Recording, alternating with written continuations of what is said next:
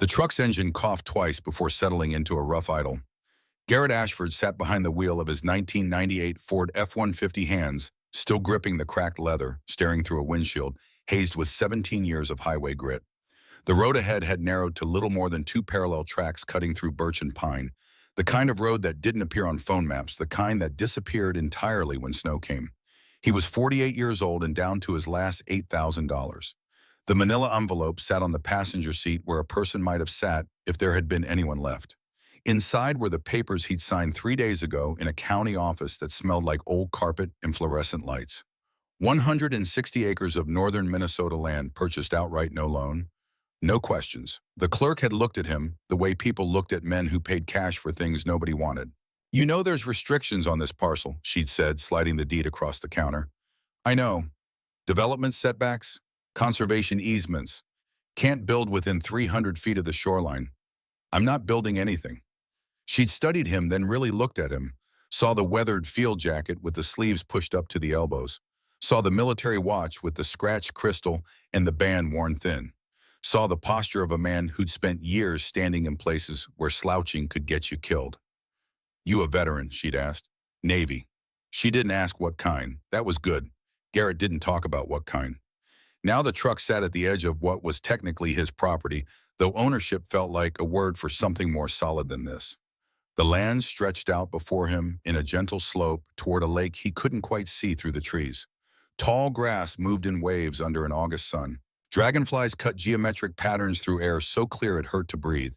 It was the kind of beautiful that made a man suspicious. Garrett killed the engine. In the sudden silence, he heard the wind moving through leaves, the distant call of a bird he couldn't name, and from the back seat, the quiet shift of weight that meant Kodiak was awake. "We're here," Garrett said. The German shepherd's ears rotated forward, processing the information.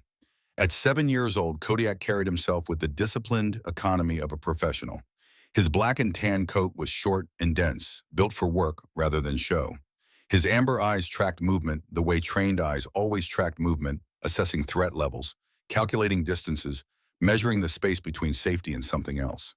Garrett opened the driver's door. The hinges protested with a sound like a question being asked. He stepped out onto earth that felt too soft after hours of asphalt boots, sinking slightly into soil that held moisture even in summer.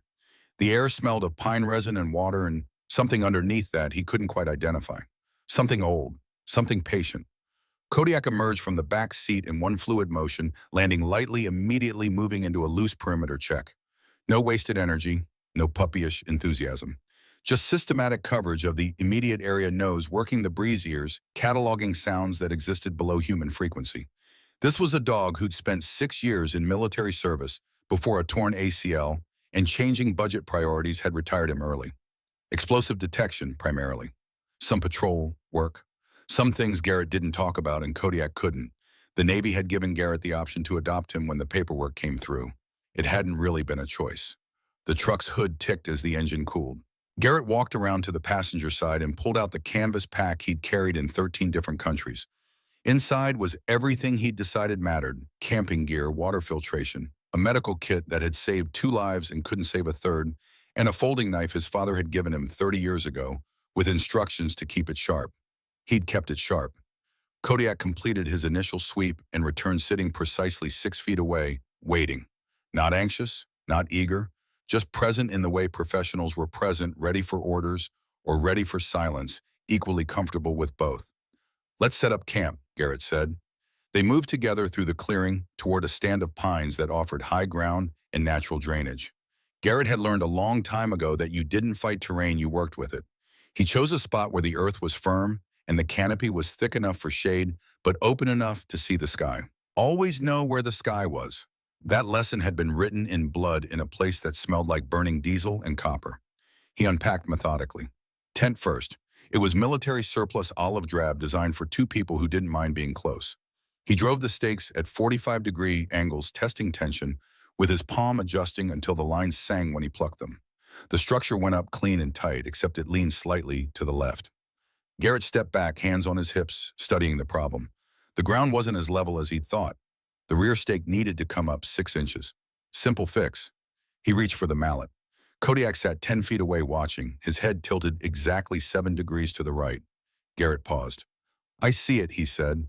The dog's ears flicked once, that was all, but something in Garrett's chest loosened some knot he hadn't realized he was carrying. It was the smallest thing, a crooked tent, a dog's silent judgment. A moment of humor so quiet it barely registered as humor at all, but it was the first time he'd smiled in 6 weeks. He pulled the rear stake and repositioned it. The tent settled into proper alignment. Kodiak's head returned to neutral. The world turned.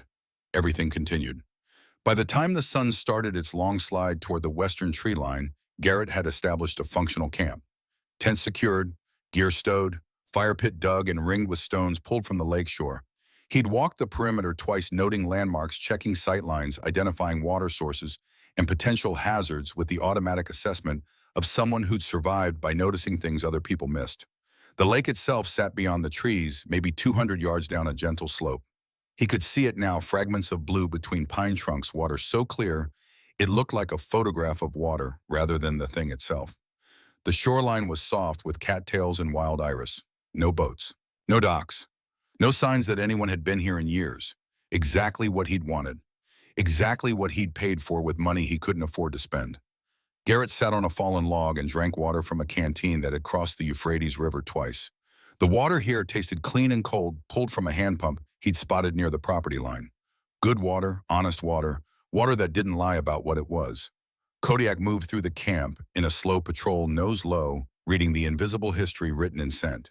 He paused occasionally, analyzing filing information away in whatever database military dogs kept. Garrett watched him work. There was something meditative about it, watching a professional do professional work, even when the work was just understanding a new piece of ground. The sun hung lower now, warming everything to gold. Insects rose in clouds from the grass. Birds called their evening negotiations. It was the kind of peace that made Garrett's shoulders tighten, because peace in his experience was usually the space between threats rather than the absence of them. But he was trying. That's what the therapist at the VA had said, the one he'd seen 3 times before, deciding that talking about things made them louder, not quieter. "You need to find a place where you can rest," she'd said. "I sleep fine." "That's not what rest means, Mr. Ashford." He'd stopped going to the appointments, but the words had stuck. Rest, as if it were something you could purchase like land, as if you could sign papers and take ownership of calm.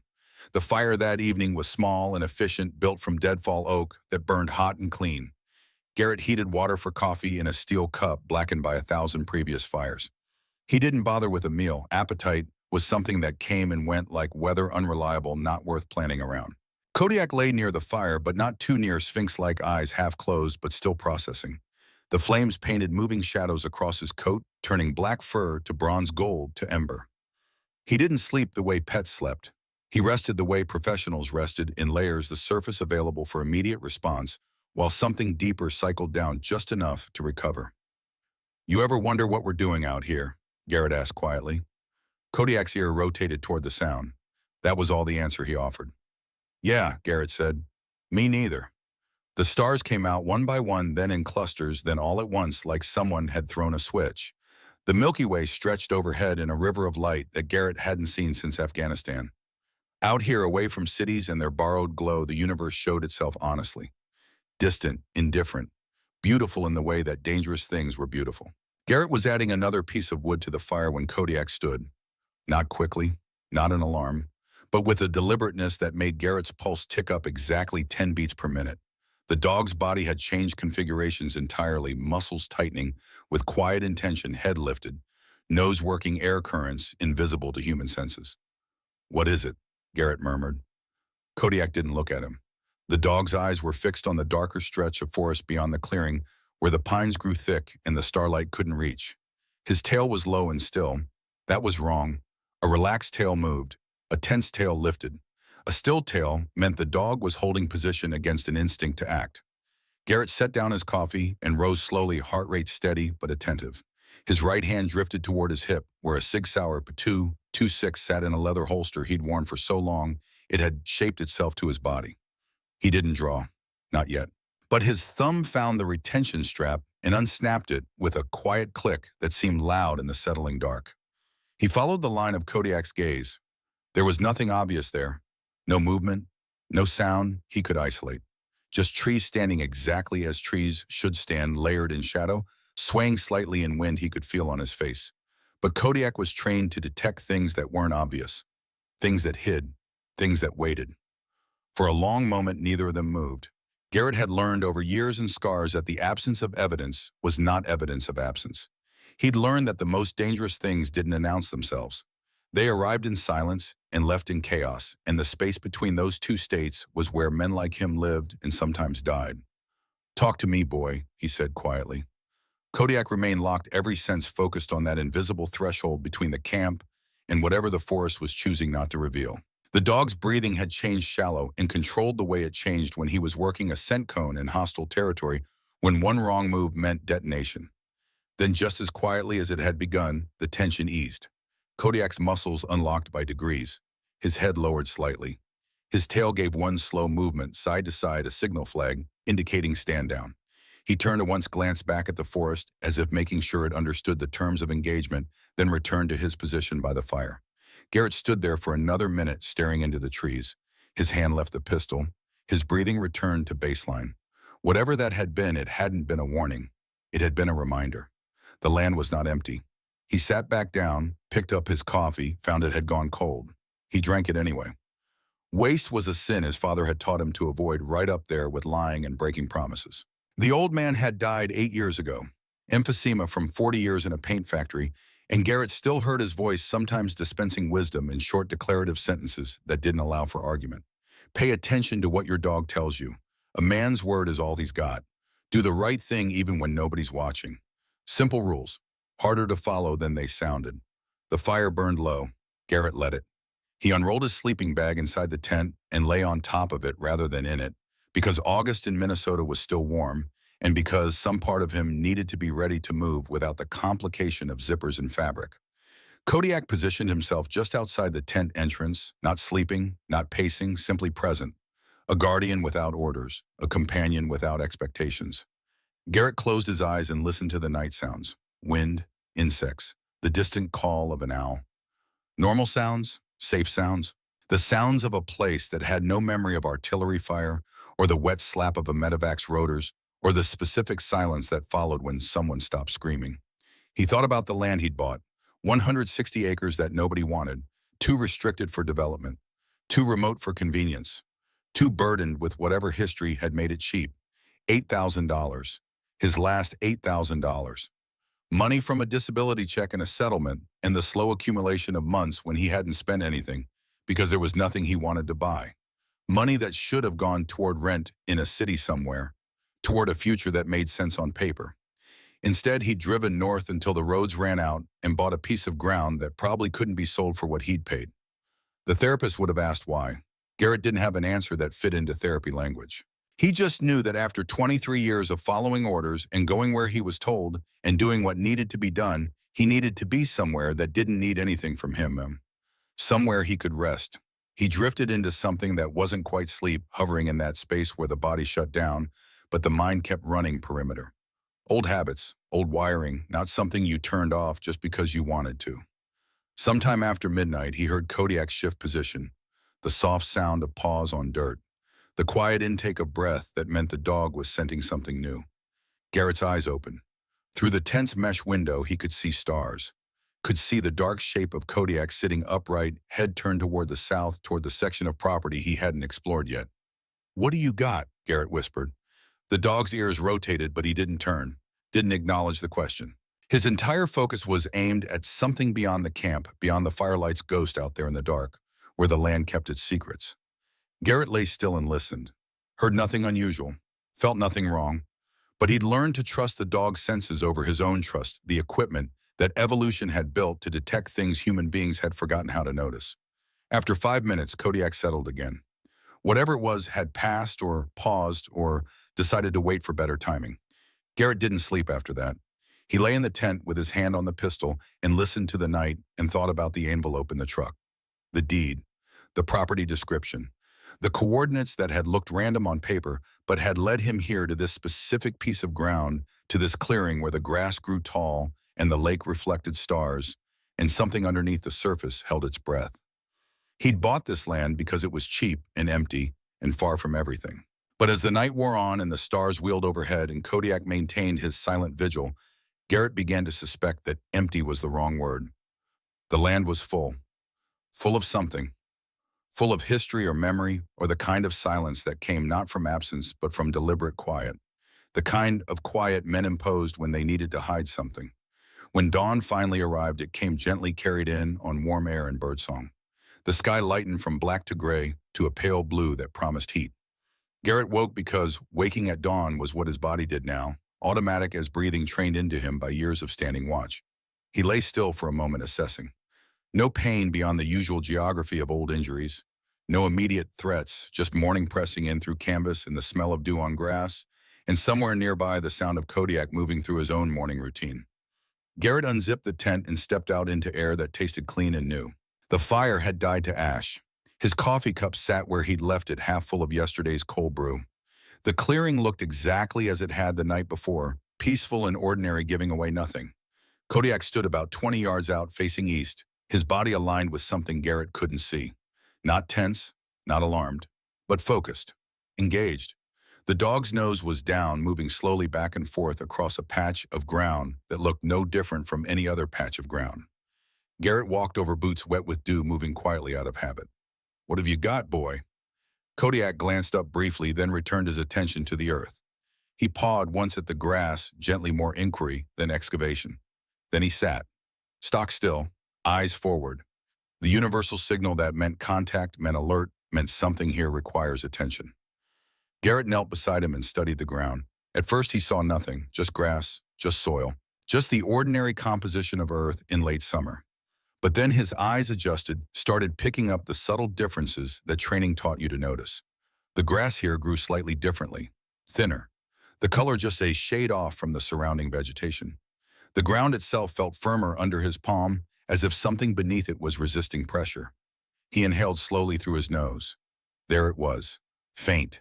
So faint he might have imagined it, a metallic tang light as breath barely present. But Kodiak wasn't imagining it. Kodiak's training had been built around detecting metal compounds, explosive residue, chemical signatures that human noses couldn't process. Whatever was down there, it was real enough for a military K-9 to identify. Garrett sat back on his heels thinking. This was his land, legally, officially. He had the papers. He could dig anywhere he wanted, disturb anything he chose. That was the whole point of ownership. But something in his gut said slow down, said pay attention, said this is the moment where you decide whether you're the kind of man who ignores warning signs or the kind who heeds them. He'd ignored warning signs once. In a warehouse outside Mosul, he'd seen something that didn't fit, felt something off, and chosen to follow orders instead of instinct. 3 men had paid the price for that choice. He looked at Kodiak, who looked back with amber eyes that held no judgment, only information. The dog had done his job. Now it was Garrett's turn to do his. Not today, or she. And done today, Garrett said quietly. We mark it and we wait. He pulled out the small notebook he kept sealed in plastic and sketched the location. Drew landmarks, noted the distance from the tent, the angle to the lake, the position relative to the tree line. He marked the spot with a piece of biodegradable surveying tape, bright orange, tied to a nearby sapling. Then he stood and walked away, leaving the ground undisturbed. Kodiak followed after a moment, casting one last look back at the marked spot, then falling into step beside Garrett. They moved together through the morning light, man and dog, both carrying questions neither could answer yet. The day was going to be hot. Garrett could feel it building in the air, pressure, rising humidity thickening. He should eat something, should drink more water, should do all the things that kept a body functional. Instead, he found himself walking toward the southern edge of the property, drawn by curiosity, and something else, something that felt like gravity or obligation. The land sloped gently downward here, the trees growing denser, pine giving way to birch and aspen. His boots found what might have been an old game trail, narrow and overgrown, but still visible if you knew how to look. Kodiak ranged ahead, then back, then ahead, again, reading the terrain in ways Garrett couldn't, processing information through senses that operated in spectrums human beings had abandoned when they started building cities. They'd gone maybe a quarter mile when Kodiak stopped. Not the alert posture from the night before. Something different. Something sharper. The dog's entire body locked into position, head low, weight shifted back onto his haunches as if bracing against something unseen. His tail dropped to horizontal, his ears pinned forward. This was the posture Kodiak took when he'd found explosives. Garrett felt his chest tighten. He didn't speak right away.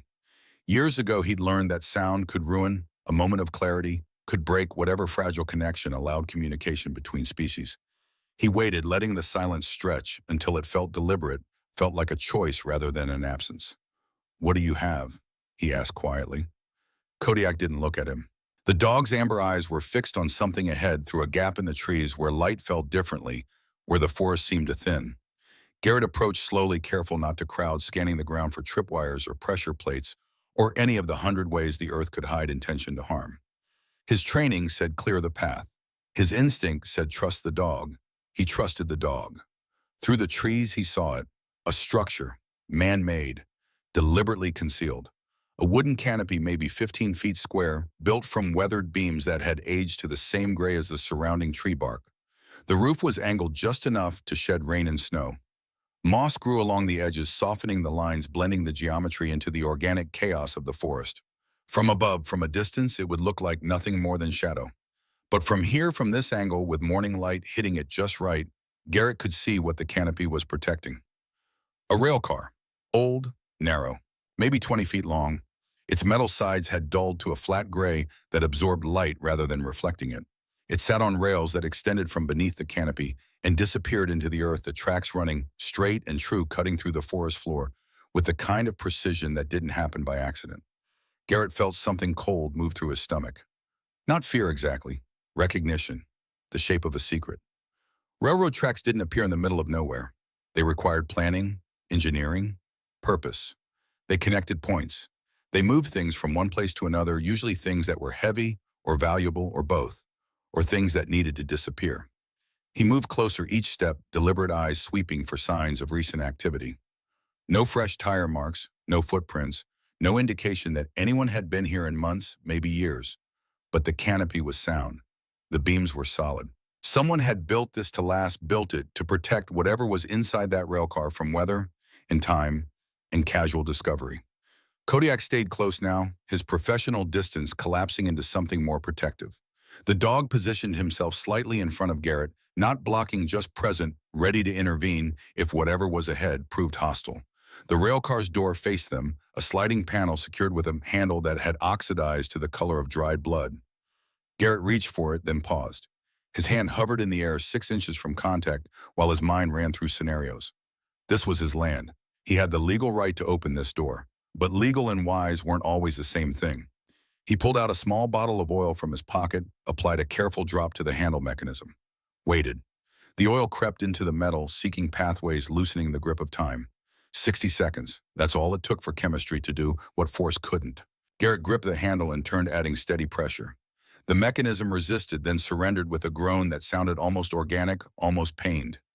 The door slid open 6 inches, then 12, then wide enough for a man to enter. The smell hit him first. Not decay, not rot, just old air, metal and dust, and the particular scent of enclosed spaces where nothing had moved in a very long time.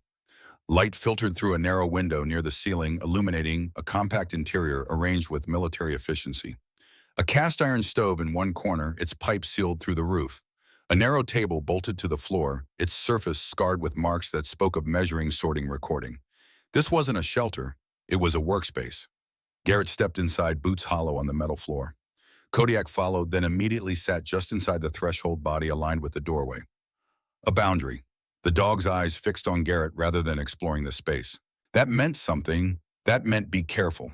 The interior was maybe 8 feet wide, 10 feet deep. Spartan. Functional.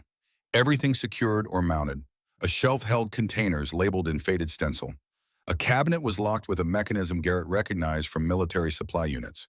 The table had been used heavily. He could see the wear patterns where hands had rested, where tools had been placed again and again in the same positions. On the wall, a small metal placard caught the light. The lettering was worn but legible. Monitoring station. Do not disturb. Garrett felt his pulse tick up. Monitoring what? This land had been empty for as long as records showed. Conservation easement.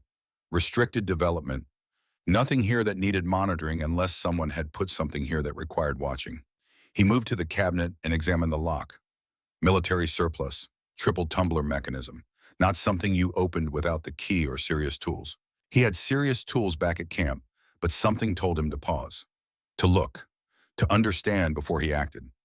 The table drew him. Its surface held scratches arranged in patterns. Straight lines, right angles, the kind of marks left by rulers and squares and instruments that measured with precision.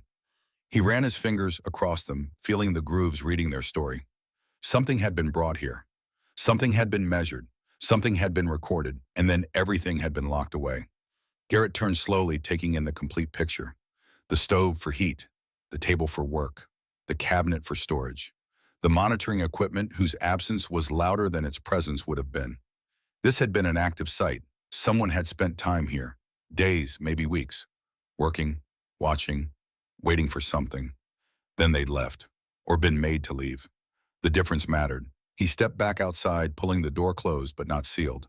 The canopy above creaked softly in a breeze he could feel on his face. Kodiak rose and moved to his side, the protective distance restored now that they were clear of the confined space. "We need to map this," Garrett said. He pulled out his notebook and began to sketch. The canopy's dimensions, the railcar's orientation, the direction of the tracks. He marked trees for reference points, noted the slope of the ground, estimated distances with the practiced eye of someone who'd called in artillery strikes, using nothing but a compass and good geometry. When he finished, he had a serviceable diagram of the site. Not perfect, but enough to work from, enough to show someone if showing someone became necessary. The rails themselves drew his attention. He followed them south, away from the canopy, watching as they disappeared into the earth. Not buried deeply, maybe 8 inches of soil and vegetation, just enough to hide them from casual observation, just enough to let the forest reclaim its appearance of naturalness. He walked the line for 50 yards before it vanished completely under a thick mat of ferns and moss. Whoever had laid this track had known the land would do the rest of the work, would cover evidence with patience and leaves and the slow accumulation of seasons. Kodiak moved parallel to him, ranging out to check the perimeter. The dog showed no further alerts, but his attention remained focused. Not relaxed, not off-duty, still working. Garrett turned back toward the rail car and noticed something he'd missed on approach. A depression in the ground near the canopy's rear corner. Subtle, regular. The grass there grew shorter as if pressed down repeatedly over years. The kind of wear pattern that came from foot traffic or equipment placement or something happening in the same spot enough times to alter the landscape. He knelt and examined it. The depression was roughly circular, maybe 3 feet across. The soil here felt different, denser, as if something had been placed here with enough weight to compact the earth beneath. Kodiak approached and sniffed the area once, then backed away. Not an alert, not a warning, just acknowledgement that yes, something had been here and no, it wasn't here anymore. Garrett marked the spot in his notebook, adding it to his growing collection of questions without answers. The sun had climbed higher now, burning off the morning cool. Sweat gathered under his collar. His stomach reminded him that he hadn't eaten since yesterday's energy bar. Basic maintenance. The body as machine. Fuel and water and rest, and it kept running. But Garrett wasn't ready to leave yet. Something about this place held him, some frequency he couldn't quite hear but could feel in his bones. The rail car, the monitoring station, the hidden tracks, the careful construction designed not to last forever but to last long enough. Long enough for what? He circled the entire canopy, studying the beams, checking the joints. Solid work, professional work. The kind of construction that spoke of budgets and specifications and someone checking off boxes on a compliance form. Not a private project, not some homesteader's dream. This had the fingerprints of an organization. Government or corporate, those were the only entities that built like this. Efficient, functional, designed to be forgotten. Garrett took one last look at the rail car, at the sealed door, with its fading warning placard, at the structure that held secrets the way mines held ore buried in waiting. "Let's go," he said to Kodiak. They walked back toward camp through the same trail they'd cut, coming in the jaw's rhythmic patrol, the man's steady pace. But everything felt different now. The land had shown its hand just barely, just enough to prove it was holding cards. By the time they reached the clearing, the sun stood almost directly overhead. Heat pressed down like a physical weight. The tent shimmered slightly in the bright light. Garrett's camp looked exactly as he'd left it, untouched and ordinary, except now he knew what lay a quarter-mile south, knew what his $8,000 had actually purchased. Not peace, not rest, not empty land where nothing ever happened. He'd bought a question, and the answer was buried under 40 years of silence and dirt and the careful work of people who understood that the best way to hide something was to make it look like there was nothing to find. Garrett sat on the fallen log and drank water straight from the pump. It was cold and clean and tasted like iron. Good water from deep aquifers filtered through stone and time, innocent of whatever had happened on the surface. He thought about the monitoring station. Thought about what needed monitoring badly enough to build a dedicated structure to run railroad tracks through forests to seal everything up and walk away. Then he thought about Kodiak's alert that morning. The way the dog had identified something in the ground. The metallic scent, the firm soil. The pieces started arranging themselves into patterns he didn't like. Garrett pulled out his phone. No signal. That was expected. He'd driven far enough north that cell towers were suggestions rather than guarantees. But he had names. He had numbers stored in offline contacts. People from before, people who might remember. People who owed him or who he owed the complicated arithmetic of brotherhood that didn't expire just because you signed discharge papers. He'd make the call. But not yet. First, he needed to understand what he was calling about. Needed to know if he was looking at old waste or active danger or something worse. Needed to decide if this was his problem or if he could seal the door and walk away and let the land keep its secrets. The sun beat down. Sweat ran down his spine. Kodiak lay in the shade, eyes half closed. But Garrett could see the dog's ears rotating, tracking sounds, maintaining awareness even in rest. Garrett's last $8,000, his last savings, his last attempt to find something like peace. And he'd bought ground zero of someone else's disaster. The irony was so sharp it almost made him laugh. Almost. Instead, he opened his notebook and began to write. Not poetry, not thoughts, just facts, observations, measurements. The kind of field report he'd written 100 times before in other countries, other contexts when knowing what happened mattered more than how you felt about it. The land spread out around him, beautiful and patient, and full of things that waited in the dark for men like him to find them. Garrett wrote until his hand cramped. And Kodiak watched the tree line, professional and alert, ready for whatever came next. The town of Pine Haven announced itself the way small northern towns always did, without ceremony or pretense. One moment Garrett was driving through unbroken forest, the next he was passing a faded sign that read, "Welcome to Pine Haven, population 1,847, founded 1889. The number had been painted over twice each time with a smaller figure, as if the town were slowly admitting defeat to time and economics, and the pull of cities 200 miles south. Main Street curved gently along the lake shore lined with buildings that had been there long enough to settle into themselves. A hardware store with a wooden porch that sagged slightly in the middle. A diner called the Northwoods with windows that reflected morning sun in sheets of gold. A post office sharing space with what looked like a bait shop. Everything weathered, everything functional, nothing designed to impress. Garrett had left Kodiak at camp with instructions to guard which the dog would interpret as lying in strategic shade while monitoring the perimeter. The drive had taken 20 minutes down roads that deteriorated from paved to gravel to something that might charitably be called maintained dirt. His truck fit in here looked like it belonged among the other vehicles parked at angles along the street, pickups and SUVs that bore the scars of actual work rather than the cosmetic damage of mall parking lots. He needed information, needed to understand what he'd found before deciding what to do with it. And information in small towns didn't come from internet searches or official databases. It came from people who'd lived long enough to remember when the official story and the real story diverged. The county records office occupied a squat brick building halfway down Main Street, wedged between a lawyer's office and a barber shop that advertised haircuts for $8. Garrett parked under a maple tree and sat for a moment, hands on the wheel, preparing himself for questions he didn't want to answer. The building's interior was exactly what he expected. Linoleum floors worn to pale streaks where foot traffic had passed for decades. Fluorescent lights humming their constant nervous song. The smell of paper and dust and the particular staleness of air conditioning that had been running since Carter was president. Behind a counter that looked like it had been salvaged from a high school, a woman looked up from a computer screen. Margaret Calloway was in her early 60s, tall and spare, with gray hair pulled into a practical knot at the base of her neck. She wore reading glasses on a chain and a cardigan despite the August heat. Her eyes were sharp and assessing, the kind that missed very little and forgot even less. "Help you?" she asked. Her voice carried the flat vowels of northern Minnesota words clipped short against the cold even in summer. "Need some information on a land parcel," Garrett said. "Just purchased it. Want to confirm boundaries and access." "Parcel number." He gave it to her, watched her fingers pause over the keyboard just for a heartbeat before she started typing. It was a small thing most people wouldn't have noticed, but Garrett had spent years reading body language and context where misreading got you killed. She knew something about his land.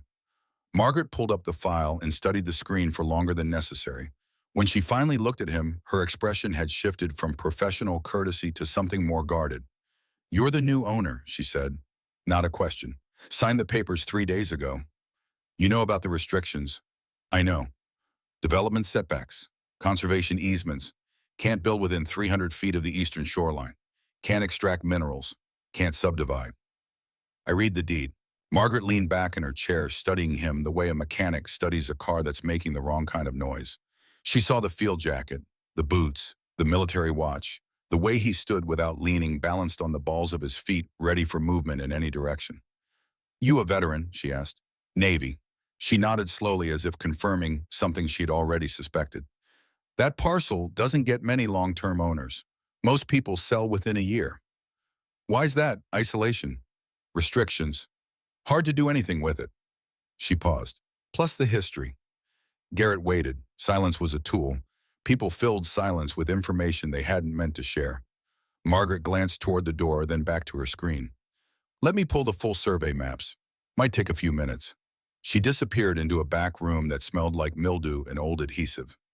Garrett heard file cabinets opening, papers rustling, the small sounds of bureaucracy in motion. When she returned, she carried several rolled maps in a manila folder that looked older than most of the buildings on Main Street. She spread the maps across the counter, weighing the corners with smooth stones that probably served this exact purpose 50 times a day.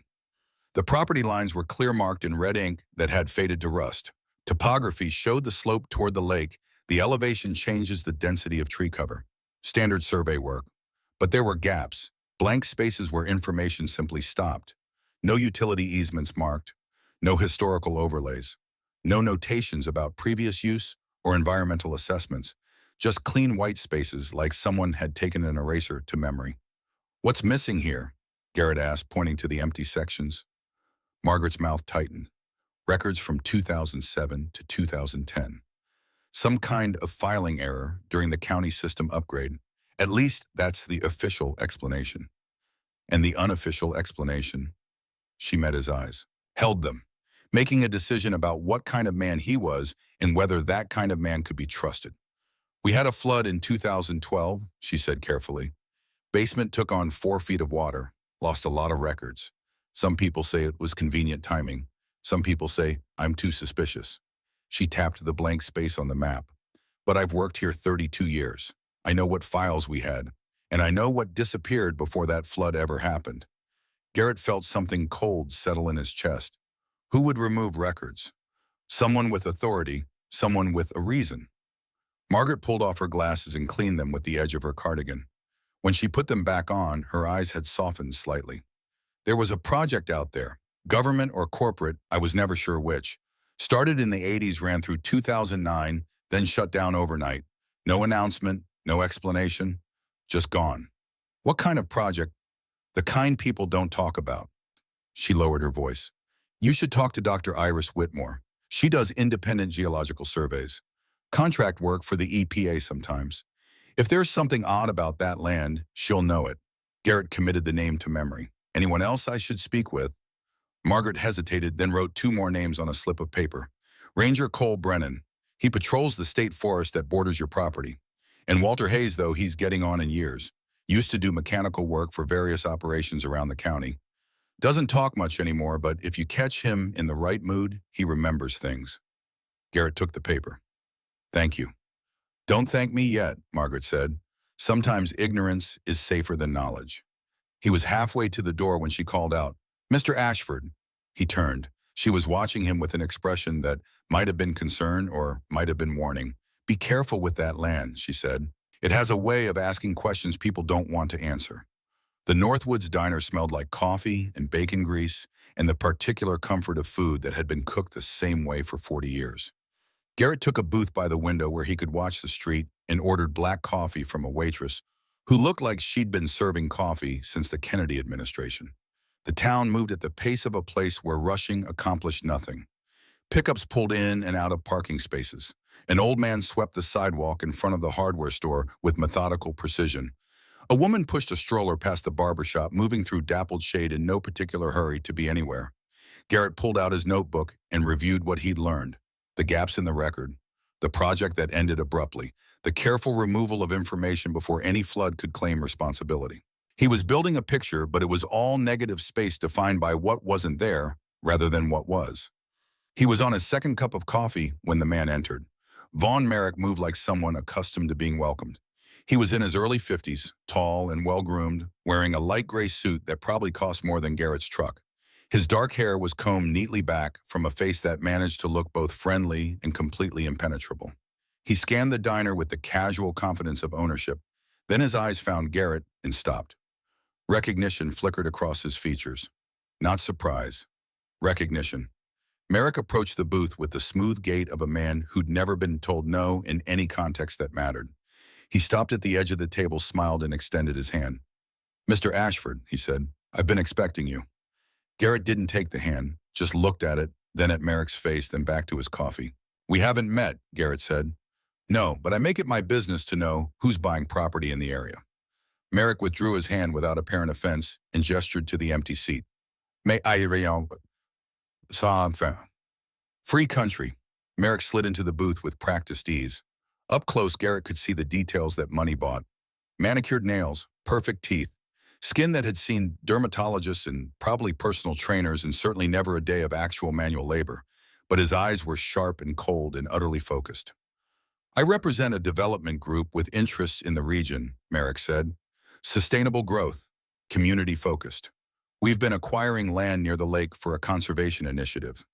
I'm not interested in selling. I haven't made an offer yet." "Still not interested?" Merrick smiled. It didn't reach his eyes. "You paid $8,000 for land you can't develop, can't subdivide, can't improve in any meaningful way. Forgive me for suggesting that a man in your position might be open to a generous buyout." "What position is that?" "A veteran on a fixed income, living alone, no family nearby, no prospects." Merrick leaned forward slightly. "I'm not trying to insult you, Mr. Ashford. I'm trying to help. That land is a burden, not an asset. Let me take that burden off your hands." Garrett set down his coffee cup with deliberate care. "How do you know I'm a veteran?" "It's a small town. People talk. I've been here 40 minutes. Nobody knows me yet." Something flickered in Merrick's expression. A recalculation. He'd shown too much too fast, and they both knew it. "I did my research before approaching you," Merrick said smoothly. "Property records are public. Your name came up. A few phone calls filled in the details. Standard due diligence." "What phone calls?" "Does it matter?" Merrick pulled a checkbook from his jacket pocket. Expensive leather, gold trim. He clicked open a pen that probably cost more than Garrett's monthly disability payment. "I'm prepared to offer $50,000. Cash.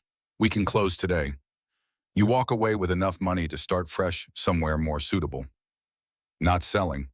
"75,000. "No." Merrick wrote a number on the check, tore it off, and slid it across the table. $100,000. Final offer. More than 10 times what you paid. Take it and find some place that actually has a future.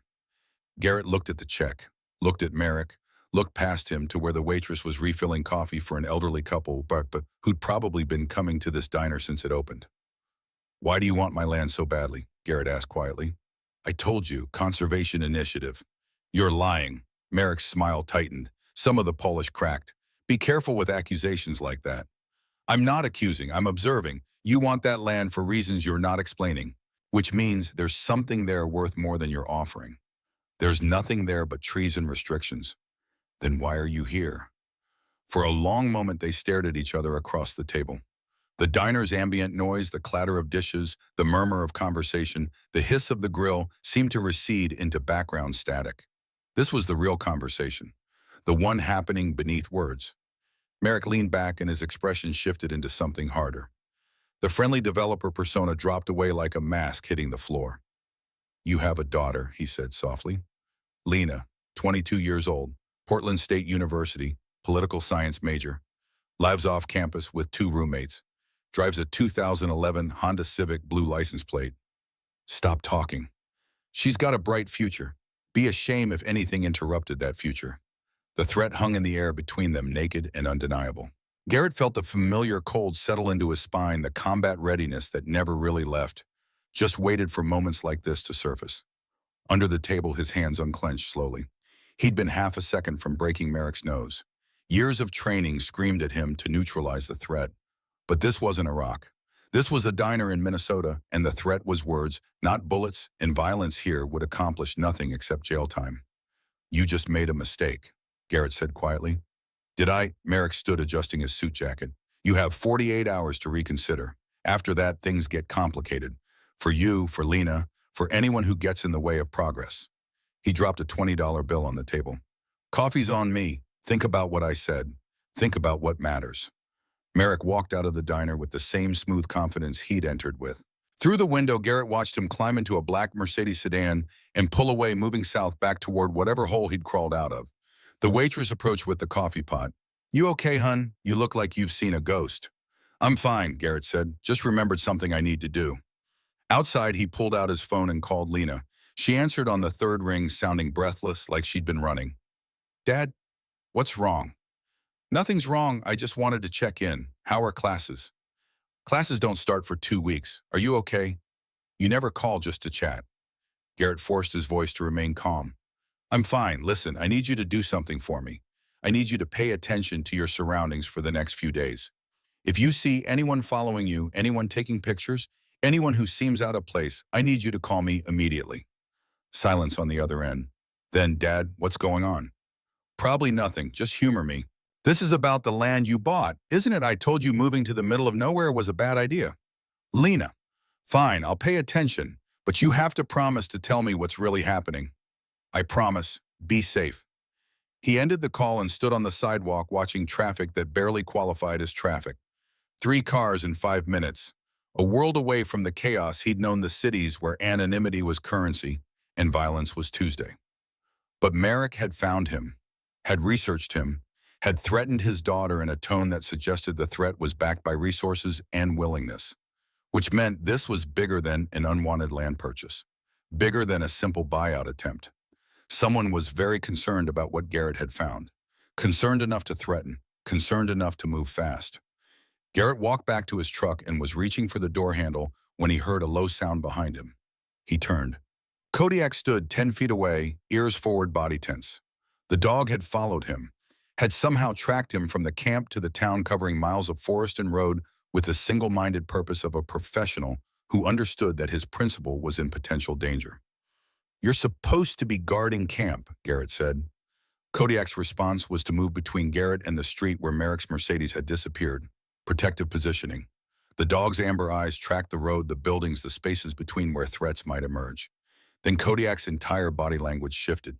His head lowered. A sound came from deep in his chest, not quite a growl, more controlled than that. A warning shaped by training and restraint. Garrett followed the dog's gaze. Down the street near the barber shop, a man was watching them. He held a phone at chest level pointed in their direction, taking pictures or video. When he realized Garrett had spotted him, he lowered the phone and turned away, walking quickly toward a gray sedan parked in the shade. "Easy," Garrett murmured to Kodiak. "We're in public. Stay professional." The dog held position, but his muscles were coiled ready. The man climbed into the sedan and drove away, turning left at the stop sign heading south. Same direction as Merrick. Not a coincidence. Not surveillance for surveillance's sake. Merrick had people watching, had people documenting. Was building a file or preparing leverage, or simply making sure Garrett understood how seriously he should take the threat. Garrett opened the truck door. "Load up, boy." Kodiak jumped into the passenger seat, settling immediately, eyes forward, still alert. As Garrett pulled onto Main Street, the dog tracked every vehicle, every person, every potential threat with the systematic attention of a professional operator. They drove north, back toward the land, but Garrett's mind was already 3 moves ahead. Merrick knew about Lena, knew about Garrett's service, knew enough to make threats that had teeth, which meant Merrick had access to databases that weren't public, had connections that ran deeper than a simple development consultant should possess, government or corporate. Margaret had said she was never sure which. Maybe it was both. The ranger station sat a mile off the main highway, accessible via a dirt road marked by a small wooden sign that read, "Department of Natural Resources, Pine Haven District." Garrett had found the address in a phone book that looked like it had been printed when Reagan was president, sitting on a shelf in the diner. The station itself was a modest building, wood siding stained dark brown, a green metal roof surrounded by official vehicles and equipment sheds. A flagpole stood out front, the American flag and Minnesota state flag hanging limp in the afternoon heat. Cole Brennan was outside working on a chainsaw that had seen better decades. He was in his early 40s, built lean and weathered, wearing the green and khaki uniform of a state ranger. His hands were grease-stained and competent.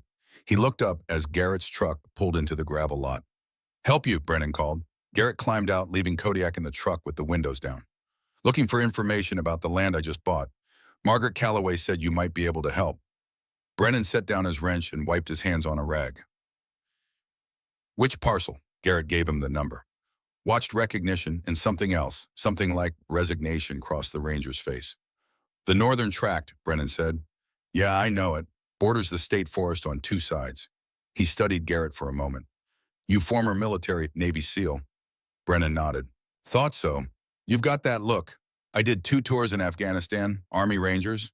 Got out in 2015. They shared a moment of silent understanding, the kind that only happened between people who'd seen similar things in different places. "Come on," Brennan said. "I'll show you something." He led Garrett behind the station to a large map mounted under plexiglass. The entire district was laid out in detail, color-coded for land use ownership ecological zones. Brennan tapped a section outlined in red. "This is your property. These red markers here are restricted access zones. I patrol the perimeter, but I'm not authorized to enter." "Why not?" "Above my pay grade. Orders came down about 15 years ago. Mark the zones, keep people out, don't ask questions." "I asked anyway when I first got posted here. Got told it was contamination remediation from old industrial activity. Sealed and monitored. Off limits." "What kind of contamination?" "They didn't specify. But I've walked those boundaries for 7 years now. I've seen the warning markers. The ones that are still standing." Brennan pulled out a ring of keys and unlocked a filing cabinet inside the station. He withdrew a folder and opened it to reveal photographs. The images showed metal posts driven into the ground. Each one bore a faded symbol, the trefoil radiation warning. "I'm not supposed to have these photos," Brennan said, "and I'm definitely not supposed to show them to civilians. But something about that land has never sat right with me, and if you're living there, you deserve to know what you're dealing with." Garrett studied the photographs. The posts looked old, weathered by decades of seasons. Some had fallen, some were barely visible through vegetation. But the symbol was unmistakable. "When were these taken?" 2 years ago, I did a boundary survey after a storm knocked down some trees.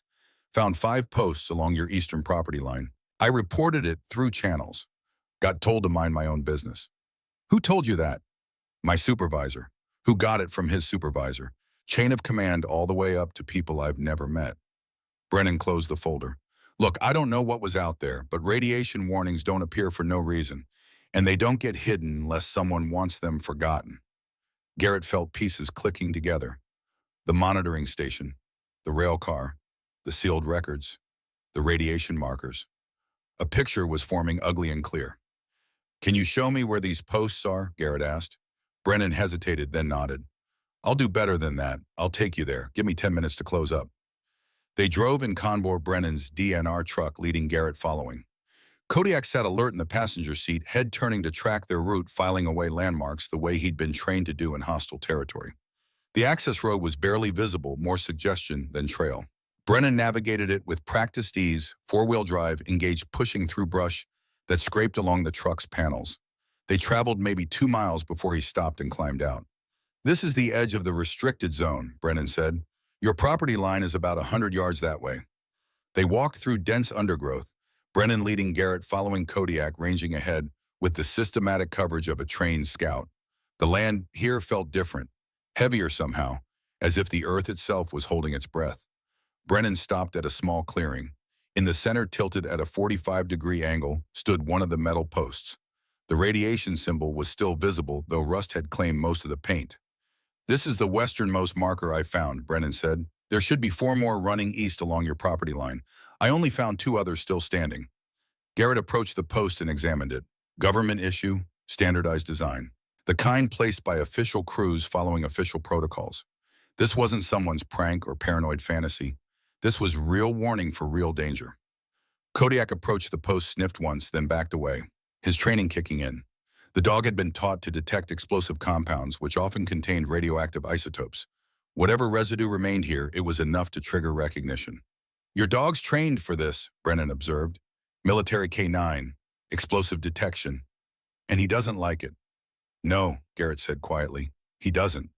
They spent another hour walking the boundary, found one more post half buried, nearly invisible under decades of leaf litter. Each one told the same story. Something had been here. Something dangerous enough to warrant federal warning markers. Something that had been carefully, deliberately buried under bureaucracy and time. When they returned to the trucks, Brennan pulled out a business card and wrote a number on the back. "This is my personal cell," he said. "You find anything else, anything that doesn't feel right, you call me. I can't promise official help, but I can promise I'll answer." "Why are you helping me?" Brennan looked out toward the forest, toward the restricted zones he'd patrolled for years without understanding why. "Because I swore an oath to protect people," he said. "That didn't stop when I took off the Army uniform. And because something about this whole situation stinks. If there's contamination out there, if there's danger, people should know. They have a right to know, even if knowing is dangerous. Especially then." Garrett took the card. "Thank you. Don't thank me yet. You're about to make some powerful people very unhappy, and they tend to push back hard." On the drive back to camp, Garrett's phone buzzed. Text message. Unknown number. The message contained a photo. Lena walking across the Portland State campus. Taken that afternoon based on the angle of shadows. Close enough to show the pattern on her backpack. Close enough to show that whoever took it could have done much worse than photograph. Below the image, 4 words, 48 hours. Tick-tock. Garrett pulled over, hands shaking. Not from fear, from rage. Pure cold rage that he forced down through years of training, forced into the box where all dangerous reactions lived until they could be deployed strategically. Kodiak whined softly. The dog could smell the adrenaline, the change in Garrett's chemistry. Could sense the shift from calm to combat ready. "It's okay, boy," Garrett said, though his voice was tight. "We're okay." But they weren't okay. Merrick had escalated, had shown that his threats weren't empty, had proven he could reach Lena anytime he wanted. Garrett had 48 hours to decide what mattered more, his daughter's safety or whatever truth was buried under his land. It wasn't really a decision at all. He pulled back onto the road and drove toward Camp Mine, already working through options. He could sell, could take Merrick's money and walk away, could let whatever was buried stay buried. But then he thought about the radiation markers, thought about the monitoring station, thought about the careful erasure of records in the sealed cabinet, in the railroad tracks that ran to nowhere, thought about the fact that his land bordered a lake that fed into a river that fed into drinking water for towns downstream. If there was contamination, if there was danger, and he walked away without saying anything, then he was making the same choice he'd made in Mosul. The same choice that had put 3 men in the hospital and guilt in his chest for the rest of his life. Some mistakes you only got to make when on. Garrett reached camp as the sun touched the horizon, painting everything gold and red. The tent stood where he'd left it. The fire pit was cold. Everything normal. Everything peaceful. He sat on the log and pulled out his phone, scrolled through his contacts until he found a name he hadn't called in 3 years. Benjamin Shaw, former Navy liaison.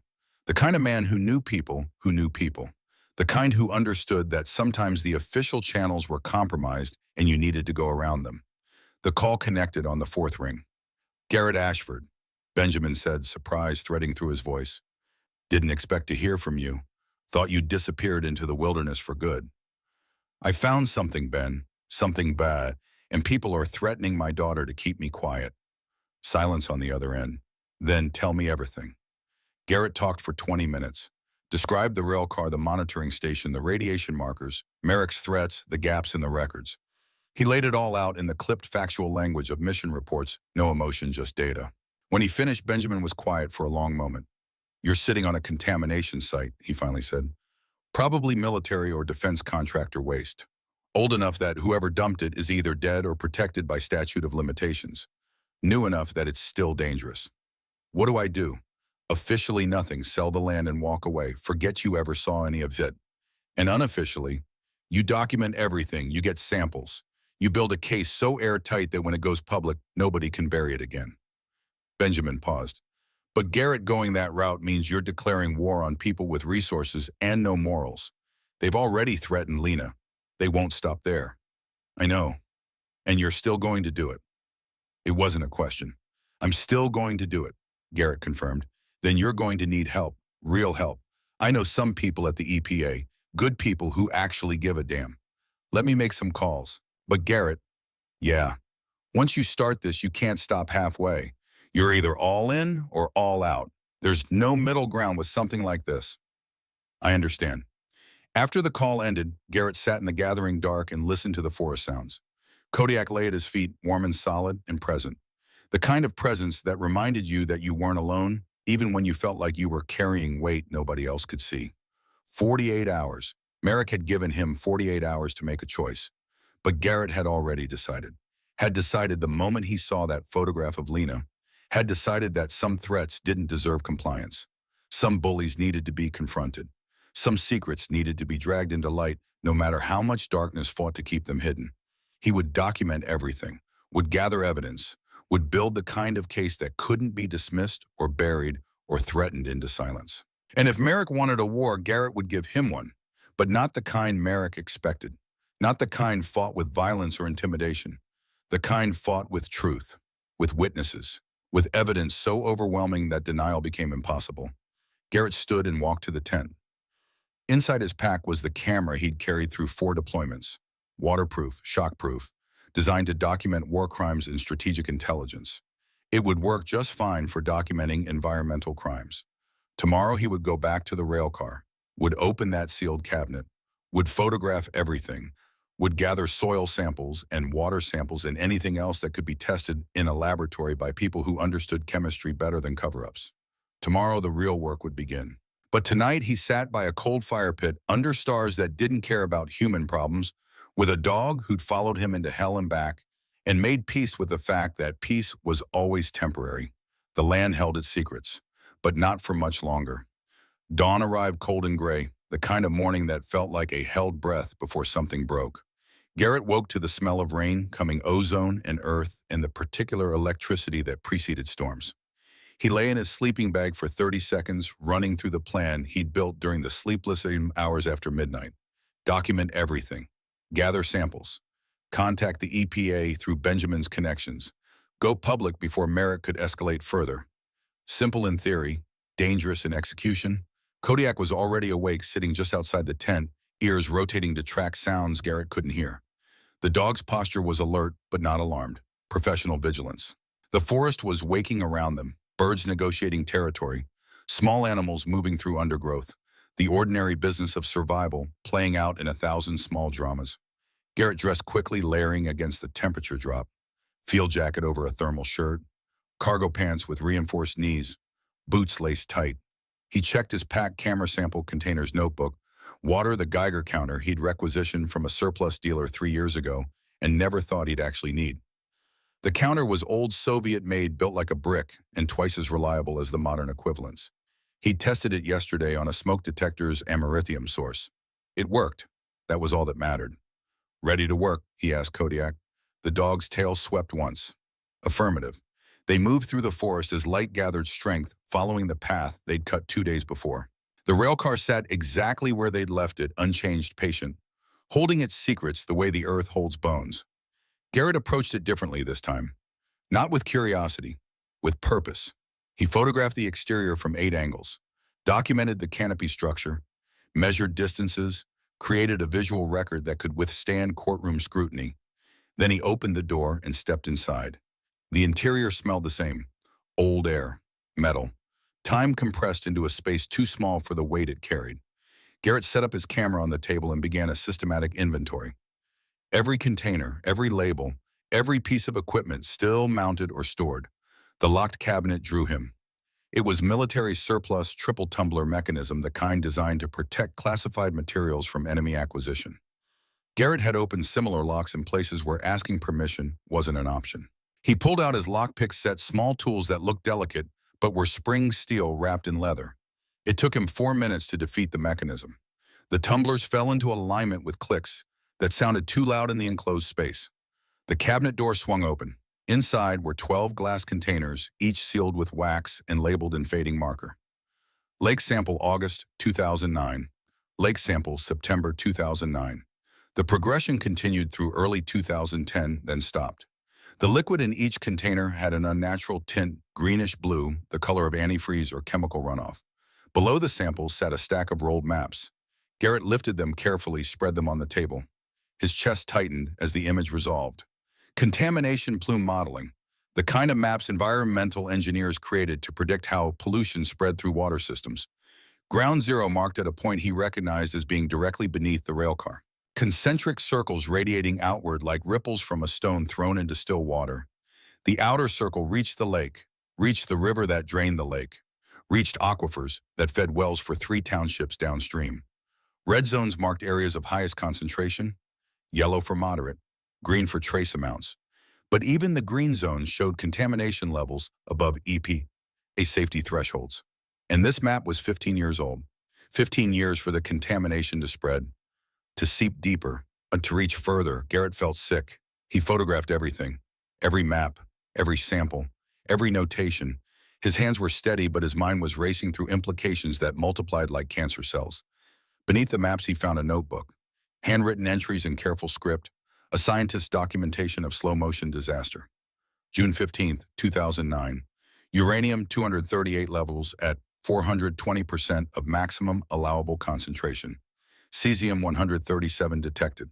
Organic compounds consistent with industrial degreasing agents. Recommendation, immediate remediation and public notification. June 22, 2009. Repeated recommendation to site supervisor. Told to continue monitoring only. No remediation authorized. July 8, 2009, levels increasing. Plume spreading faster than models predicted. Aquifer contamination now certain. Demanded emergency protocols be initiated. July 15, 2009. Meeting with project director. Informed that economic impact of disclosure would be unacceptable. Ordered to limit testing and maintain confidentiality agreement. August 3, 2009. Can no longer in good conscience remain silent. Submitting findings to EPA independently. The entry stopped there. Garrett flipped through the remaining pages. All blank. Whatever had happened after that final entry, the scientist hadn't been allowed to record it. He checked the signature on the inside cover. Dr. Helen Voss, environmental engineer. Garrett pulled out his phone and searched the name. Found an obituary from 2010. Dr. Helen Voss, age 43, died in a single vehicle accident on Highway 61 north of Duluth. Survived by her husband and 2 children. Services private. The obituary was 3 paragraphs. Unremarkable, the kind that appeared in newspapers every day. Except Dr. Voss had been driving home from Minnesota when she died. Had been carrying evidence of contamination that could have shut down a project worth millions, maybe billions. Garrett felt the pieces arranging themselves into a picture he didn't want to see but couldn't ignore. He photographed the notebook, every page, every entry, every blank page after the entries stopped, because sometimes what wasn't written mattered as much as what was. Then he carefully returned everything to the cabinet except for 2 sample containers. Those he wrapped in foam padding and placed in his pack. Evidence, proof, the kind that laboratories could analyze and courts could admit and juries could understand. Outside, the sky had darkened. The promised storm was building clouds stacking up like fortress walls to the west. Garrett checked his watch. 9:30 in the morning. He had work to do before the rain arrived. The hatch in the railcar's floor was exactly where he'd expected it, hidden under a section of removable decking. He lifted the panels and stared down into darkness that smelled like concrete and old fear. A ladder descended into an underground chamber. Garrett clicked on his flashlight and started down counting rungs. 12 steps. The chamber opened up at the bottom, roughly 15 feet square concrete walls sealed with industrial coating that had mostly held against time and moisture. Steel drums lined one wall, 43 of them, each marked with hazard symbols that needed no translation. Radioactive material, toxic waste, corrosive chemicals. The complete catalog of industrial poisons sealed in containers that were never designed for permanent storage. Several drums showed rust. 2 had visible cracks. 1 had a slow seep of dark fluid pooling beneath it. Garrett photographed everything, documented the serial numbers on each drum, measured the dimensions of the chamber, took readings with the Geiger counter that climbed steadily as he approached the drums, peaking at levels that meant exposure time needed to be measured in minutes, not hours. This was the source, the ground zero marked on Dr. Voss's maps. 43 drums of death buried under his land, leaking slowly into the water table, spreading poison through an ecosystem that fed into human systems downstream. How many people had drunk this water over 15 years? How many children had swum in the lake? How many families had eaten fish that bioaccumulated toxins season after season? Garrett climbed back up the ladder, pulse elevated not from exertion but from rage. Cold, controlled rage that he channeled into documentation. More photographs, more measurements, more evidence. When he finally sealed the rail car and emerged into pre-storm gloom, Kodiak was waiting exactly where he'd been left, but the dog's posture had changed. Head high, ears forward, eyes fixed on the trail back toward camp. "What is it?" Garrett asked. Kodiak didn't move, didn't acknowledge the question. His entire body had become an arrow pointing toward something Garrett couldn't see yet, but the dog had already identified. Then Garrett heard it. Voices, distant but approaching. Multiple people moving through the forest without particular concern for stealth. He moved quickly, quietly, positioning himself behind the rail car, where he could observe without being immediately visible. Kodiak flowed to his side, professional and silent, reading the situation and adapting without orders. Three men emerged from the tree line. They weren't dressed for hiking, business casual, clean boots, carrying tablets and phones instead of backpacks. Two of them looked like hired muscle, thick-necked and alert. The third was leaner, older, carrying himself with the confidence of authority. They stopped 20 feet from the rail car. The older man pulled out his phone and made a call. "We're at the site," he said. "Railcar's intact. No signs of recent disturbance." A pause. "Yes, sir, Mr. Merrick. I'll confirm and send photos." Garrett felt ice water replace the blood in his veins. Merrick had sent people to check the site, to verify what Garrett had found, maybe to destroy evidence before it could be used. The older man approached the rail car, tried the door, found it unlocked. His expression shifted to concern. "Door's open," he said into the phone. "Someone's been inside recently. Dust patterns are disturbed." Garrett couldn't hear Merrick's response, but he saw the man's face harden. "Understood. We'll sanitize the site and remove any compromising materials." 2 hours. The call ended. The older man gestured to the muscle. "Get the truck. We're pulling the samples and anything else that could be tested. Burn the notebooks. If there's any paper trail in there, it disappears today." They were going to destroy the evidence, going to erase Dr. Voss's documentation, going to make sure that what Garrett had found could never be proven. Garrett had maybe 30 seconds to make a decision. Stay hidden and let them destroy everything, or step out and confront them. 3 against 1, but he had surprise and training and a Sig Sauer he desperately didn't want to use. Before he could move, Kodiak made the decision for him. The dog stepped into view, not charging, not aggressive, but undeniably present. 75 pounds of trained muscle and absolute confidence, placing himself between the men and the rail car. All three men froze. "What the hell?" one of the muscle guys muttered. "It's just a dog," the older man said, but his voice carried uncertainty, probably a stray. Kodiak's response was to sit perfectly still, eyes locked on the older man. Not a stray's behavior, a working dog's behavior, the behavior of a K9 who'd been given a position to hold and would hold it until death or release. The older man pulled out his phone again. Before he could dial, Garrett stepped out from behind the rail car. "That's far enough," he said quietly.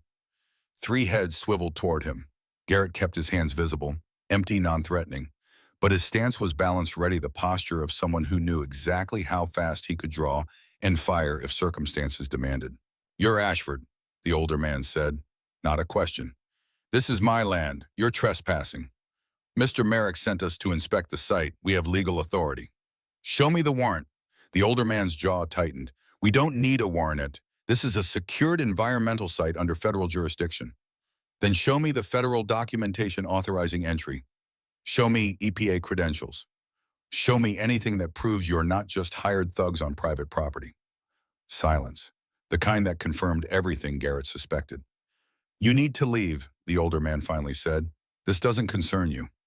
I found 43 drums of toxic waste under my land, contamination maps, evidence of a cover-up. It absolutely concerns me." The muscle guys shifted hands, moving toward jackets where weapons probably waited. Garrett's right hand drifted casually toward his hip. Kodiak remained motionless, a statue of controlled violence, waiting for release. "Nobody needs to do anything stupid," Garrett said. "You're going to leave.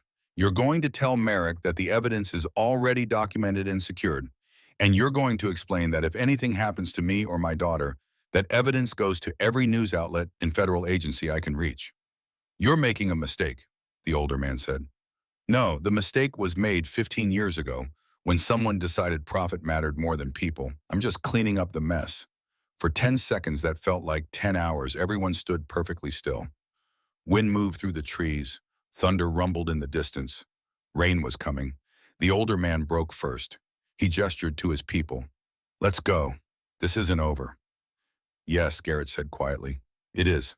They backed away slowly, maintaining eye contact, professional enough to know you didn't turn your back on someone who'd already demonstrated tactical awareness. When they reached the tree line, they turned and disappeared into the forest. Garrett waited another 5 minutes, listening to the sound of their vehicle starting, driving away, fading into distance. Only then did he relax slightly. "Good boy," he said to Kodiak. The dog's tail swept once, then returned to neutral. "Still on duty? Still alert." Garrett pulled out his phone and called Benjamin Shaw. "They just tried to destroy the evidence," Garrett said without preamble. "Merrick sent people to sanitize the site. I need EPA here now, today, before they come back with more people and less restraint." "I'll make the calls," Benjamin said. "But Garrett, you need to get somewhere safe. If they're willing to destroy evidence in broad daylight, they're willing to do worse." "I'm not leaving. This is my land." "Then at least get your daughter somewhere secure. If they can't pressure you directly, they'll go through her." Garrett's stomach dropped. He'd been so focused on the immediate threat that he'd forgotten Merrick's original leverage. He called Lena. No answer. Called again. Voicemail. His third call went through. "Dad, I'm in class. I can't." "Get out of class right now. Pack a bag and drive to Sarah's place in Seattle. Don't tell anyone where you're going. Don't post on social media. Just go." "What's happening?" "I'll explain later. Please, Lena. Trust me. Go now." Silence. Then, "Okay, I'm leaving now." The relief was physical. "Thank you. Call me when you're on the road." He ended the call as the first drops of rain began to fall. Large, cold drops that hit like warnings. The storm was here. Garrett and Kodiak made it back to camp just as the sky opened up. Rain fell in sheets, turning the forest into a gray blur, drumming on the tent with the sound of 1,000 fingers tapping. Garrett sat inside, reorganizing his evidence, checking and rechecking that everything was documented, backed up, ready to be handed to people who could actually do something with it. His phone buzzed. Text message. Unknown number. The message contained a video, 30 seconds long, shaky footage of the railcar, of Garrett's truck parked nearby, of Garrett himself standing beside Kodiak taking photographs. They'd been watching, had documented him documenting them. Were building their own case, their own leverage, their own version of events. Below the video, you have 12 hours, sell the land, or everyone sees this video with context that makes you look like an eco-terrorist trespassing on federal property. The timeline had shifted. Merrick had given him 48 hours yesterday. Now it was 12. Something had changed. Something had made them panic. Garrett thought about the confrontation at the railcar, about Merrick's men finding the door unlocked, about them realizing someone had accessed the evidence before they could destroy it. They knew he had samples, knew he had photographs, knew their window for damage control was closing fast. 12 hours. Enough time to make one final threat. Not enough time for Garrett to organize a proper response through official channels. Or so they thought. He called Benjamin Shaw again, explained the new threat, sent him copies of everything he'd documented. "I'm uploading all of this to secure cloud storage," Benjamin said. "Multiple copies, multiple locations. If they try to paint you as the villain, we'll release everything, show the timeline, show who tried to cover what up and when. Will it be enough? It'll have to be. The EPA team is mobilizing. They'll be at your location by tomorrow morning. Federal authority, federal jurisdiction. Once they're on site, Merrick loses his ability to control the narrative. That's 18 hours from now. A lot can happen in 18 hours. And then you need to stay alive for 18 hours. Can you do that?" Garrett looked at Kodiak, who was lying near the tent entrance, watching the rain, ears rotating to track sounds that passed below the storm's roar. "Yeah," Garrett said. "I can do that." The rain continued through the afternoon, heavy enough to turn the forest floor into a network of temporary streams. Garrett used the time to prepare. He loaded his pack with evidence, essentials, and emergency supplies. Created a bug-out plan if evacuation became necessary. Identified 3 routes away from camp, memorized landmarks, prepared for the possibility that staying might stop being an option. Kodiak watched him work with the patient attention of a professional who understood that preparation was the difference between survival and disaster. At 4 in the afternoon, the rain stopped as suddenly as it had begun. Clouds broke apart, revealing patches of pale sky. Steam rose from wet earth, creating ground fog that drifted through the trees like ghosts. Garrett was checking his phone for the third time when he heard it. A sound that didn't belong. Not an engine, not footsteps, something else. Crying, a child crying. He moved to the edge of Camp Kodiak, instantly alert beside him. Through the trees, maybe 100 yards toward the lake, he saw movement. Two small figures. Children.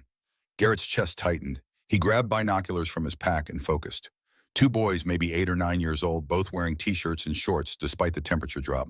One was limping badly. The other had his arm around his friend's shoulders, trying to help him walk. They were headed straight for the restricted zone near the lake shore, the zone where the contamination plume was strongest. "Stay," Garrett commanded. Kodiak then reconsidered. "No, come." They moved quickly through the wet forest, closing the distance. As they got closer, Garrett could see the details that made his stomach turn. Both boys were pale. Too pale. The limping one had a bandage on his leg that showed signs of infection, angry red spreading from the edges. The other boy's lips had a bluish tint that spoke of poor circulation, or worse. These kids were already sick, already showing symptoms. "Hey," Garrett called out, "stop right there." The boys turned startled. The one helping his friend nearly dropped him. Garrett raised his hands, showing he wasn't a threat. "It's okay, I'm not going to hurt you. But you need to stay away from the lake. It's not safe." "We're just going fishing," the limping boy said, his voice weak. "We come here all the time." "How long have you been fishing here?" "All summer," the other boy said. "Why are we in trouble?" Garrett's mind raced. All summer, 3 months of exposure, swimming in contaminated water, eating fish that had absorbed toxins. These kids were walking casualties of a crime that had been covered up for 15 years. "What's your name?" Garrett asked the limping boy gently. "Ethan. Ethan Dwyer. This is my friend, Marcus." "Ethan, I need you to listen carefully. The water in this lake is contaminated. It's making you sick. That's why you're limping. Why you feel tired all the time. Why your leg won't heal properly." Ethan's eyes widened. "How did you know about my leg?" "Because I found what's causing it, and I'm getting people to fix it. But right now, I need you both to come with me. I need to take you to the hospital." "Our moms are going to be so mad," Marcus said. "Your moms are going to be grateful you're alive." Garrett pulled out his phone, praying for signal. One bar. Enough. He dialed 911. "This is Garrett Ashford. I'm on the northern track near Lake Whitmore. I have two boys approximately 8 years old showing signs of radiation exposure and chemical contamination. I need ambulances, and I need them now." The dispatcher's voice crackled. "Sir, did you say radiation exposure?" "Yes, these children have been swimming in contaminated water. They need immediate medical attention and decontamination protocols. Ambulances are on the way. Stay on the line." Garrett stayed on the line, kept the boys calm, kept them away from the lake. When he looked down at Ethan's leg, he could see the infection spreading in real time, angry red lines creeping toward the knee. This was what Merrick had been protecting. This was the cost of silence. Not abstract numbers on contamination maps. Real children with real poison in their blood. Kodiak moved close to Ethan and lay down beside him. The boy reached out tentatively and touched the dog's head. Kodiak pressed gently against the touch, offering comfort the only way he knew how. The ambulances arrived 20 minutes later, lights flashing, paramedics moving with efficient urgency. They asked questions Garrett answered as best he could, documented symptoms, took preliminary vitals that made the senior paramedic's face go pale. "We need hazmat protocols," she said into her radio. "Possible radiological exposure. Contact the regional hospital and prep the decontamination suite." Ethan's mother arrived just as they were loading him into the ambulance. Rachel Dwyer was in her mid-30s, wearing scrubs that suggested she'd come straight from work. When she saw her son on the stretcher, she made a sound no parent should ever have to make. "What happened?" she demanded. "Ethan, baby, what's wrong?" "Ma'am," the paramedic said gently, "your son has been exposed to contaminated water. We're taking him to the hospital for treatment." "Contaminated the lake. We've been swimming there for years. The county says it's safe." Garrett stepped forward. "The county is wrong. I found evidence of toxic waste contamination. Your son has been poisoned. So have other children who've used this lake." Rachel's legs buckled. Another paramedic caught her, helped her into the ambulance beside her son.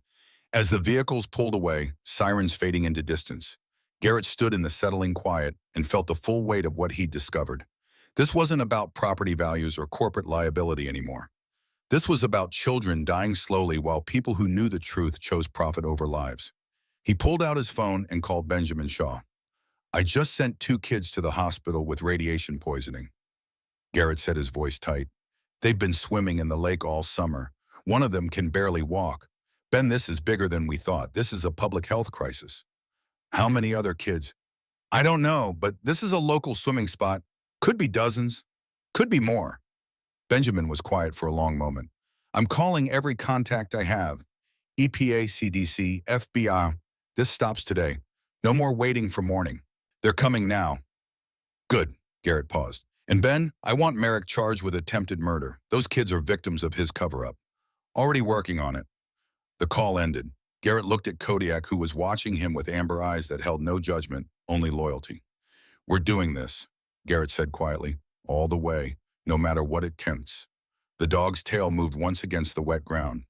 Agreement. Partnership. The bond between a man and the animal who'd followed him into hell and back. They returned to camp as evening gathered. The forest was quiet, washed clean by rain, waiting. Garrett built a small fire and made coffee that tasted like metal and determination. His phone buzzed constantly. Messages from Benjamin with updates. News that federal teams were mobilizing. Confirmation that the hospital had activated contamination protocols. And one message that made his blood run cold. Unknown number. A photograph of Lena's car on Interstate 90 heading east towards Seattle. The photo was timestamped 20 minutes ago, close enough to read her license plate, close enough to see her profile through the window. Below the image, last chance. Sell now or she has an accident tonight. Garrett stared at the message, feeling rage and fear compete for dominance. They were still pushing, still threatening, even knowing federal authorities were coming, even knowing their cover-up was collapsing. They were willing to hurt his daughter to maintain control. He had a choice to make. Sell the land, take the money, protect Lena, let the evidence disappear into legal settlements and non-disclosure agreements. Or fight, risk everything. Trust that the system would protect his daughter while he finished what Dr. Voss had started. Garrett thought about Ethan in that ambulance, thought about the infection spreading up his leg, thought about Marcus with his blue lips and all the other children who trusted that the adults in charge would keep them safe. He thought about Dr. Voss, 43 years old, dying on a highway because she'd tried to tell the truth. He thought about his own silence in Iraq, the warehouse, the 3 men who'd paid the price for his compliance. Not again. Never again. Garrett opened his phone and launched Facebook Live, pointed the camera at himself, waited for viewers to connect. 10, 20, 50, 100. My name is Garrett Ashford, he said calmly. I'm a Navy SEAL veteran. 3 days ago, I bought land in northern Minnesota with my last $8,000.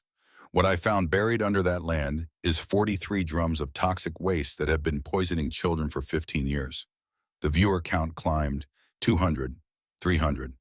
Right now, someone is threatening to kill my daughter if I don't stay quiet about what I found. They've already sent me photos of her car on the highway. They want me to sell this land and sign a non-disclosure agreement so they can keep covering up environmental crimes. 500 viewers, 600. Garrett held up his phone showing the threatening text message to the camera. This is what corporate murder looks like in 2024. Not guns, not violence, just money and lawyers and threats against families. He showed the photos of the contamination maps, the drums, Dr. Voss's notebook entries. Dr. Helen Voss tried to expose this in 2009. She died in a convenient car accident. Today I sent 2 children to the hospital with radiation poisoning. Ethan Dwyer, 8 years old, can barely walk because he's been swimming in water contaminated by waste that was supposed to be safely stored. 1,000 viewers, 1,500. The man behind this cover-up is named Vaughn Merrick. He's a development consultant who's been managing this contamination site for a corporation I'm still working to identify. He's threatened me, he's threatened my daughter. And right now, he thinks he can make this all go away with money and intimidation. Garrett looked directly into the camera. Mr. Merrick, if you're watching this, understand something. I'm not like Dr. Voss. She was alone. She was trying to work within a system that betrayed her. I'm a SEAL. I know how to fight. And I have 2,000 people watching this live stream who are going to make sure that if anything happens to me or my daughter, your face is the first one they remember. The viewer count hit 3,000. The EPA is coming tomorrow. They're going to test everything I found. They're going to confirm the contamination. And then you're going to prison for what you did to Dr. Voss, for what you did to Ethan and all the other children you poisoned. This ends now, tonight. In front of witnesses you can't threaten or buy off. Garrett was about to continue when Kodiak's posture changed. The dog stood body tensing, ears pinned forward, not toward the forest, toward the access road. Through the trees, Garrett saw lights, multiple vehicles, coming fast. "We have company," Garrett said to the camera. "Keep watching." He propped his phone against a log, keeping the stream running, and stood. His hand drifted to the Sig Sauer at his hip. Kodiak moved to his side, professional and ready. 5 vehicles rolled into the clearing. SUVs expensive. The doors opened and men emerged. Garrett counted 8 total. 7 looked like security contractors. Tactical gear, professional bearing. Hands near weapons, but not drawing. The 8th man was Vaughn Merrick. He wore an expensive rain jacket over his suit, looking completely out of place in the forest, but perfectly comfortable commanding men with guns. His eyes found the phone, saw the live stream counter climbing past 4,000 viewers, and his expression shifted from confident to concerned. "Mr. Ashford," Merrick said loud enough for the phone to pick up, "we need to talk." "Then talk. 4,000 people are listening."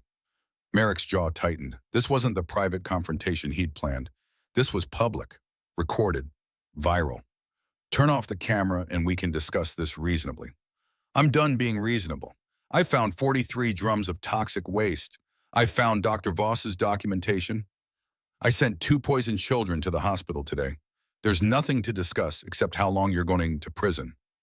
"Those are serious accusations without proof." Garrett laughed. It wasn't a pleasant sound. "I have photographs. I have samples.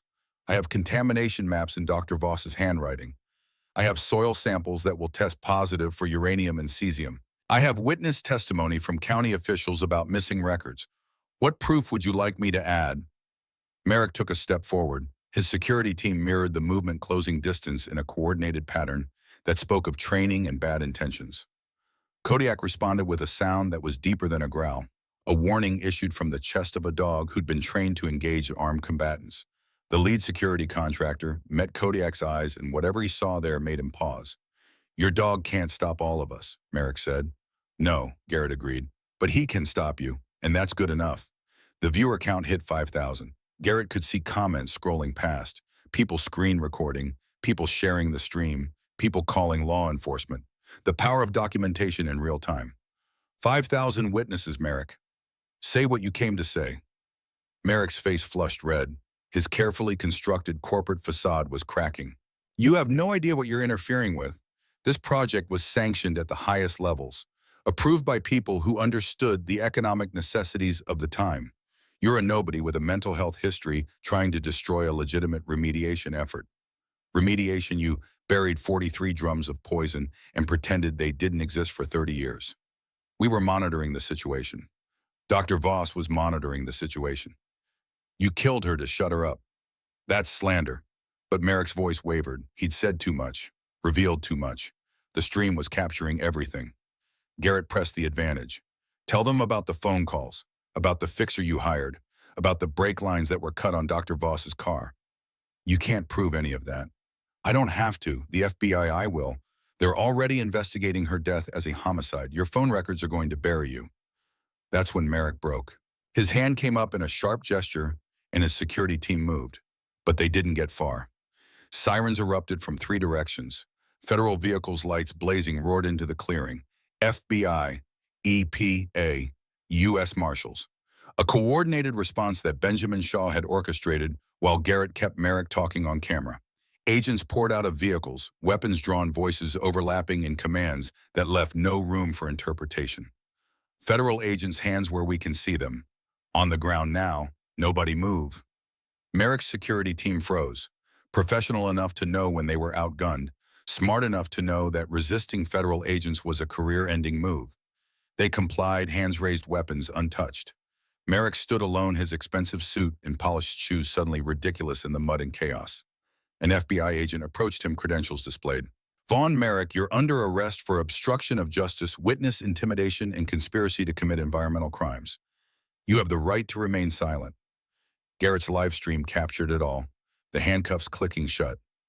Merrick's face pale and shocked as he was led to a federal vehicle. The EPA teams moving toward the Railcar site with testing equipment. The U.S. Marshals securing the perimeter. The viewer count had reached 8,000.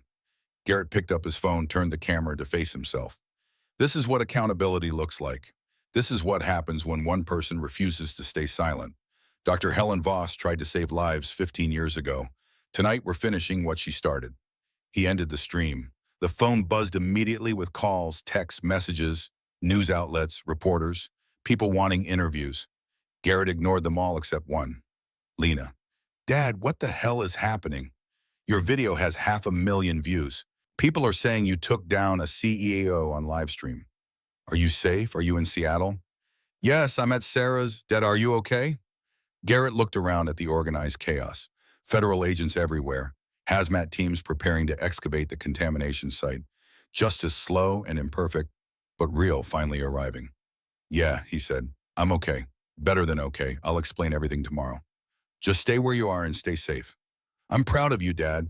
Those 4 words hit harder than anything else that day. Thanks, baby. I love you. He ended the call as Benjamin Shaw emerged from one of the FBI's vehicles, looking exhausted but triumphant. You did it, Benjamin said. You actually pulled it off. 8 million views and climbing. Every news outlet in the country is picking up the story. Merrick's company is in free fall. Their stock dropped 40% in the last hour. What about the kids? Hospital called. Ethan and Marcus are stable. They're starting chelation therapy to remove heavy metals from their blood. The CDC is setting up a screening program for every child who's used the lake in the last 5 years. How many? Initial estimates say 40 to 50 families. Could be more. Benjamin paused. But because of you, they're going to get treatment. They're going to get monitoring. They're going to have a chance. An EPA investigator approached a woman in her 40s with tired eyes and dirt under her fingernails. Dr. Iris Whitmore. She'd been part of the team that arrived, though.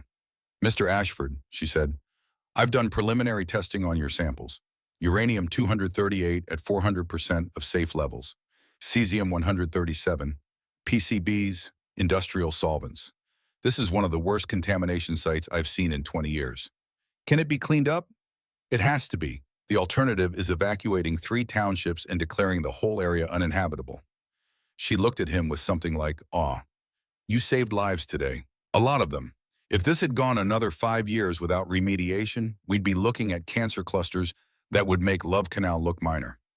Garrett nodded slowly, too tired to feel much beyond relief. There's something else you should know. Dr. Helen Voss documented all of this in 2009. She tried to report it. They killed her for it. Iris's expression hardened.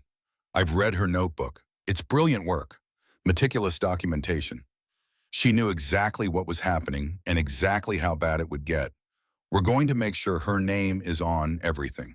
The cleanup project, the memorial, the new contamination protocols we developed from the site. She deserves to be remembered. The night wore on. Federal investigators interviewed Garrett for 3 hours, recording every detail. The contamination maps, Dr. Voss's notebook, the confrontation with Merrick's men, the live stream. Everything documented, verified, added to an evidentiary file that would eventually become thousands of pages. By midnight, the site was secured. Fences went up around the hot zones, guards were posted. Garrett's land had been transformed from a private refuge into a federal contamination site, but he felt no regret. Some things mattered more than property rights. As the last of the federal vehicles pulled away, Garrett sat by his cold fire pit with Kodiak at his feet. The dog had been on high alert for 12 hours straight, but now finally he relaxed, lay down with a sigh that seemed to release months of tension. Garrett's phone buzzed. Text from Benjamin. News from the hospital. They found 12 more kids with symptoms, all from families that use the lake, all under age 10. CDC is declaring it a public health emergency. Full screening for everyone within 5 miles. You started something big. Garrett stared at the message. 12 more children. 12 families who trusted that their government was protecting them. 12 lives damaged by choices made in boardrooms by people who'd never had to live with the consequences. But they were being helped now, being treated, would survive because someone had finally spoken up. He thought about his $8,000, his last savings, the money he'd spent on land that had brought nothing but danger and complications and sleepless nights. Best money he'd ever spent. The stars were out now, visible through gaps in the clouds. The same stars that had watched civilizations rise and fall, that had seen every human drama play out in miniature against the backdrop of geological time. Indifferent, eternal. Witnesses to everything and judges of nothing. Garrett closed his eyes and let exhaustion take him, knowing that tomorrow would bring more questions, more interviews, more complications. But tonight he'd done enough. He'd stood up when it mattered. He'd refused to look away. He'd chosen truth over comfort and justice over safety, and that he thought as sleep claimed him was all anyone could ask of themselves. The morning came with autumn clarity, cold and bright. Garrett woke to find Kodiak gone from his usual position. He sat up momentarily alarmed, then saw the dog sitting at the edge of camp staring into the forest with an expression that might have been contemplation. Garrett joined him. Together they watched the sun climb through the trees, painting everything gold and new. "We did it, boy," Garrett said quietly. Kodiak's tail moved once, not celebration, just acknowledgement of a job completed. Over the next 3 days, the story exploded across national media. Garrett's live stream had been viewed 20 million times. News crews descended on Pine Haven. Reporters camped outside the hospital where Ethan and the other children were being treated. Environmental activists called it the biggest contamination cover-up since Flint. And then on the 4th day, someone knocked on Garrett's tent at dawn. He opened the flap to find an elderly woman standing there leaning heavily on a cane. She was in her late 70s with white hair and eyes that had cried too many tears. "Mr. Ashford," she said, "my name is Eleanor Price. I need to confess something." Garrett invited her to sit by the fire he'd just started, made coffee, waited while she gathered the courage to speak. "I worked in the county records office," Eleanor began, her voice shaking. "In 1998, my husband was an engineer on the contamination project. He got lung cancer, died in 2002. They paid us to stay quiet, paid for his treatment, paid for my silence." She pulled out a worn envelope. Inside were bank statements, regular payments from a shell corporation, $15,000 a year for 24 years. "They told me it was just 10 drums," Eleanor continued, tears streaming down her face. 10 drums of low-level waste, sealed properly. Safe. I believed them because I needed to believe them, because the money kept my daughter in college, kept food on the table. "But it wasn't 10 drums," Garrett said softly. "No," Eleanor's voice broke. "When Margaret showed me your evidence, I counted. 43. They lied to me, and I helped them bury the truth because I was afraid and selfish and—" She couldn't continue. Garrett reached out and took her trembling hand. "You're here now. That's what matters." "I deleted records," she confessed. "In 2008, before the flood, I removed files about the contamination monitoring. Merrick paid me $20,000. I told myself it was for my granddaughter's education. But I knew what I was doing was wrong." She looked at him with desperate eyes. "I'm prepared to testify, to face whatever consequences come. I can't live with this anymore. Not after seeing those children on the news." Garrett called Benjamin Shaw. Within 2 hours, FBI agents arrived to take Eleanor's statement. She told them everything. Named names, provided bank records, described the systematic destruction of evidence that had enabled the cover-up to persist for 15 years. Her testimony would become a cornerstone of the federal prosecution against Merrick and his corporate backers. That afternoon, Benjamin called with news that made Garrett sit down hard. "FBI finished the preliminary investigation into Dr. Voss's death," Benjamin said. "They exhumed her vehicle from the impound lot, found evidence of brake line tampering, professional work, the kind that costs $50,000 and leaves no witnesses." Garrett closed his eyes. He'd suspected. But suspecting and knowing were different weights. "They're reopening it as a homicide investigation," Benjamin continued. "And here's the part that's going to put Merrick away forever. They found his phone records. 3 calls to a known fixer in the 48 hours before Dr. Voss died. Calls he can't explain. Payments he can't justify. Can they prove he ordered it? They can prove enough to charge him. Conspiracy to commit murder. Obstruction of justice. The environmental crimes are just the beginning. Garrett, this man is going away for life." Through the phone, Garrett heard the grim satisfaction in Benjamin's voice, but he felt only sadness. Dr. Voss had died for telling the truth, had left behind a husband and 2 children, had paid the ultimate price for doing her job with integrity. "Her family deserves to know," Garrett said. "They already do. FBI contacted them yesterday. They're—" Benjamin paused. "They're grateful. Her husband said she'd be proud of what you did, said she always believed the truth would come out eventually. It took 15 years. But it came out. That matters." The weeks that followed brought a cascade of revelations. The FBI arrested 3 corporate executives. Eleanor's testimony exposed a network of bribery and intimidation that reached into state government. Environmental groups filed a class action lawsuit on behalf of the affected families. And through it all, Garrett remained at the center of the storm, giving interviews, providing testimony, refusing to let the story fade back into bureaucratic obscurity. 6 months after that first morning when Kodiak had stopped at the railcar, Garrett sat in a federal courtroom in Minneapolis. The trial had lasted 3 weeks. The evidence was overwhelming. 43 drums of toxic waste, contamination maps, Dr. Voss's notebook, Eleanor's testimony, phone records, financial transactions, and the live stream video that had been viewed 50 million times. The jury deliberated for 4 hours. Vaughn Merrick was found guilty on all counts: conspiracy to commit murder, environmental crimes under the Superfund Act, obstruction of justice, witness intimidation, destruction of federal evidence. The list went on for 2 pages. The judge, a gray-haired woman who'd spent 30 years on the bench, didn't hide her contempt. "Mr. Merrick," she said, "you prioritize profit over human life. You silenced a dedicated scientist. You poisoned children. You corrupted public officials. You represent the worst of corporate malfeasance." She sentenced him to 45 years in federal prison with no possibility of parole. He'd be 97 years old before he saw freedom again. As marshals led Merrick away in handcuffs, he looked at Garrett one last time. The smooth confidence was gone. The polite smile had vanished. All that remained was the hollow recognition of a man who'd gambled everything and lost. Outside the courthouse, reporters swarmed. Cameras flashed. Questions flew like birds startled from cover. Garrett gave a simple statement, Kodiak sitting calmly at his side. "Doctor, Helen Voss tried to tell the truth 15 years ago. She died for it. Her evidence survived. Justice is slow, but it's not blind. The families affected by this contamination will receive compensation. The cleanup will continue for decades. And hopefully the next scientist who finds something wrong will be believed the first time." He declined further questions and walked away, Kodiak matching his pace perfectly. Lena waited by his truck, arms crossed, tears on her face despite her smile. "I'm proud of you, Dad," she said, hugging him tight. "I just did what I should have done a long time ago," he replied. "Listened when something didn't feel right." "No, but—" She pulled back to look him in the eyes. "You did more than that. You saved lives. You got justice for Dr. Voss. You made sure those kids get treatment. You're a hero. I'm a man with a good dog and a stubborn streak. That's all." But maybe she was right. Maybe refusing to look away was its own kind of heroism. The quiet kind. The kind that didn't come with medals or ceremonies. Just the knowledge that when it mattered, you'd chosen truth over comfort. The settlement check cleared 2 weeks later.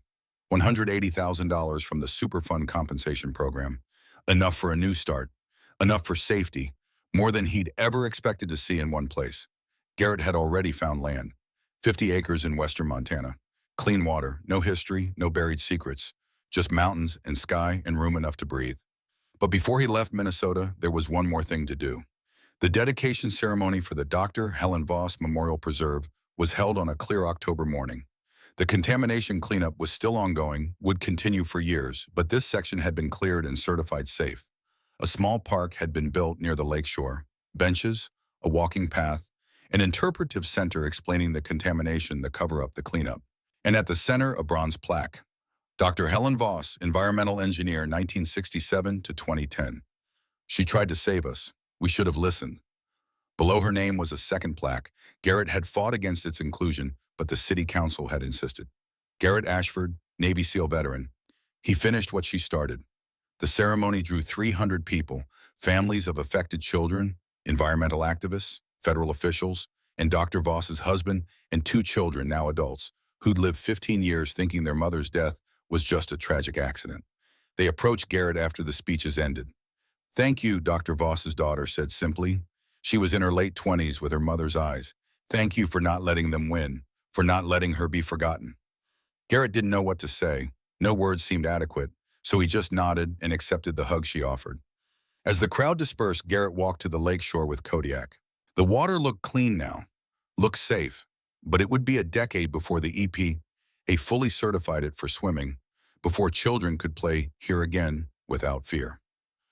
Rachel Dwyer found them there.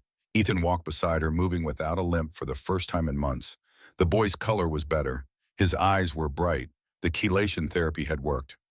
"Mr. Ashford," Rachel said, her voice thick with emotion, "Ethan wanted to thank you." The boy stepped forward, and suddenly shy. "You saved my life. The doctor said if I'd kept swimming in the lake, I'd probably be dead by now." Garrett knelt to the boy's level. You want to thank someone? Thank your friend Marcus. He's the one who helped you walk when you couldn't do it alone. And thank Dr. Voss. She documented everything so people like me could prove what was happening.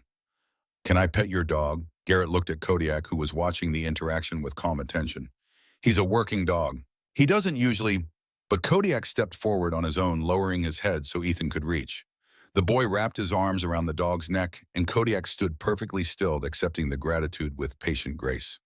He knows you're special, Garrett said quietly. He doesn't do that for just anyone. When Ethan finally let go, Kodiak licked the boy's face once, then returned to position at Garrett's marching. Professional distance restored. But something had shifted, some acknowledgement that their work here was complete. The crowd thinned as afternoon stretched toward evening. Garrett found himself alone at the memorial plaque, reading the words again. She tried to save us. We should have listened. Simple truth. Painful truth. The kind that should have been obvious from the beginning but took 15 years and 2 poisoned children and 1 stubborn veteran to finally surface. Garrett thought about his $8,000, his last savings. The money he'd spent on land that had brought nothing but complications and danger and sleepless nights. The best investment he'd ever made. Ready to go? Lena asked, appearing at his shoulder. Yeah, Garrett said. Montana's waiting. They drove north that evening, Garrett's truck loaded with everything he owned. Kodiak rode shotgun head out the window, ears streaming in the wind. Lena followed in her car, music loud enough to hear 3 vehicles back. As they crossed the state line, Garrett looked in the rearview mirror one last time. Minnesota disappeared behind them. The land he'd bought, the secrets he'd uncovered, the fight he'd won, all of it fading into distance and memory. But the lessons remained. The knowledge that silence was a choice. That one person with evidence and courage could change everything. That the truth, however long buried, eventually demanded to be heard. Montana welcomed them with open sky and mountain air that tasted like starting over. The land Garrett had purchased was everything the Minnesota property wasn't. Clean, simple, unburdened by history or secrets or the weight of other people's crimes. He built a cabin over the next 3 months. Did most of the work himself, Kodiak supervising from the shade, occasionally offering commentary in the form of tilted head and patient eyes. Lena visited for Thanksgiving. Brought her boyfriend, a quiet engineer who asked good questions and didn't talk too much. They ate dinner on the porch and watched the sun set over mountains that had been here long before humans and would remain long after. You seem happy, Dad, Lena said.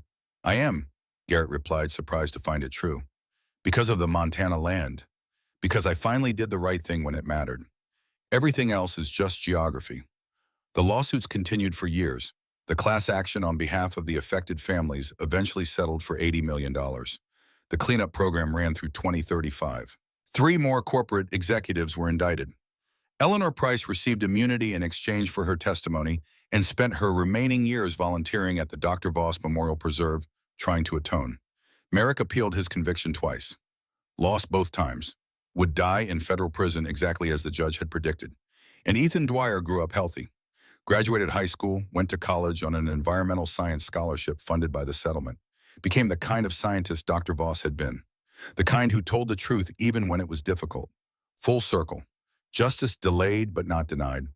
On the 5-year anniversary of the day Kodiak had stopped at the Railcar, Garrett received a package in the mail. Inside was a framed photograph of the memorial plaque and a letter from Dr. Voss's husband. Mr. Ashford, it read, I spent 15 years thinking my wife died for nothing, thinking her work had been buried with her. You proved me wrong. You showed that her evidence mattered, that her life mattered, that fighting for truth, even against powerful opposition, can eventually prevail. I will be grateful to you until the day I die. Thank you for giving her death meaning. Thank you for finishing her fight. Robert Voss. Garrett hung the photograph in his cabin. Next to it, he placed his own memorial, a small wooden frame containing a piece of rusted rail from the contamination site and a photo of Kodiak sitting beside it, vigilant and loyal. Some markers weren't warnings. They were acknowledgments. Reminders that the land remembered what men chose to forget. That truth, however long buried, eventually demanded light. That evening, Garrett sat on his porch with Kodiak at his feet and watched the Montana sunset paint the sky in colors that had no names. The dog was older now, gray creeping into his muzzle, moving a little slower, but still alert, still professional, still the partner who'd walked into darkness and back without hesitation. We did good, boy, Garrett said quietly. Kodiak's tail moved once against the wooden boards. Not celebration, not pride, just the simple acknowledgement of a job completed, a mission fulfilled. They sat together as stars emerged one by one, tiny lights against the infinite dark. Witnesses to everything, judges of nothing, just there as they'd always been, as they'd always be. And Garrett Ashford, 49 years old, Navy SEAL, veteran guardian of inconvenient truths, felt something he hadn't felt in years. Peace, not the absence of conflict, not the silence of unasked questions, but the hard-won calm that came from knowing you'd stood up when it mattered, that you'd chosen truth over comfort, that you'd refused to look away, the kind of peace that could only be earned, never given. Always worth the fight. The wind moved through the pines, carrying the scent of snow from distant peaks. Kodiak shifted closer, warm and solid against Garrett's leg. Somewhere in the valley below, a coyote called and was answered, and the world turned indifferent and eternal while two old warriors rested in the gathering dark, their battles finally behind them, their conscience finally clear.